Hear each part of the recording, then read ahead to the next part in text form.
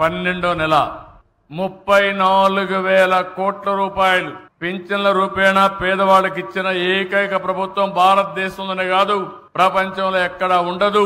అలాంటి ప్రభుత్వం ఈ ప్రభుత్వం అని చెప్పి కూడా నేను మీకు తెలియజేస్తున్నా. మనం చరిత్ర కూడా గుర్తుపెట్టుకోవాలి. పేదవాడి కోసం పింఛను పెట్టింది నందమూరి తారక రామారావు గారు 30 రూపాయలు. దాన్ని 75 రూపాయలు చేశాను. మళ్ళీ 200 రూపాయల నుంచి 5 ఏళ్లలో 2,000 రూపాయలంటే 10 రెట్లు పెంచిన ప్రభుత్వం ఈ ప్రభుత్వం. మళ్ళీ నేను అధికారంలోకి వస్తాను 3,000 నుంచి ఒకేసారి 4,000 రూపాయలు పెంచిన ప్రభుత్వం ఈ ప్రభుత్వం అని చెప్పి నేను మీకు గుర్తు చేస్తున్నా. ఒక వృద్ధులకు వితంతువులకే కాదు, ఈ రోజు మీరు చూస్తే దివ్యాంగులకి ఒకప్పుడు 5,500 ఉంటే 3,000 చేశాను. 3,000 నుంచి ఇప్పుడు మీరు చూస్తే 6,000 చేశాను. అంటే 500 నుంచి 6,000 రూపాయలు పెంచిన ఏకైక ప్రభుత్వం ఈ ఎన్డీఏ ప్రభుత్వాన్ని మరొకసారి విజ్ఞప్తి చేస్తున్నా.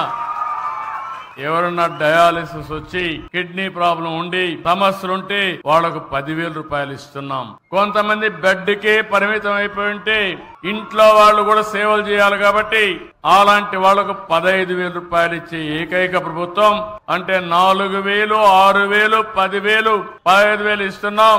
నేను సవాల్ విసురుతున్నా, భారతదేశంలో ఎక్కడైనా ఇస్తున్నారా ఒక్కసారి మీరే వెరిఫై చేసుకోవాల్సిందిగా మిమ్మల్ని కోరుతున్నా. ఇది పేదవాళ్ళంటే ఈ ప్రభుత్వానికి ఒక అభిమానం. అందుకనే ఈ రోజు మనం చూసినప్పుడు ఇలాంటి ప్రభుత్వం, ఇంకో పక్క మీరు చూసినప్పుడు నేను ఒకే మాట చెప్పాను. మొదటి తారీఖున ప్రభుత్వ యంత్రాంగం పేదల గురించి ఆలోచించాలి. ప్రతి ఒక్కరూ గ్రామాలకు వెళ్ళాలి, పేదవాళ్ళని దర్శనం చేసుకోవాలి. ప్రజాప్రతినిధులు, ఎమ్మెల్యేలు, ఎంపీలు, అక్కడ స్థానిక సంస్థల్లో ఉండే నాయకులు అందరూ కూడా మీ దగ్గరకు వచ్చి మీకు ఆ పింఛనిచ్చే కార్యక్రమంలో భాగస్వాములైతే మీ కష్టాలు నేరుగా అర్థమవుతాయి, కష్టాలు తీర్చే మనస్తత్వం వస్తుంది.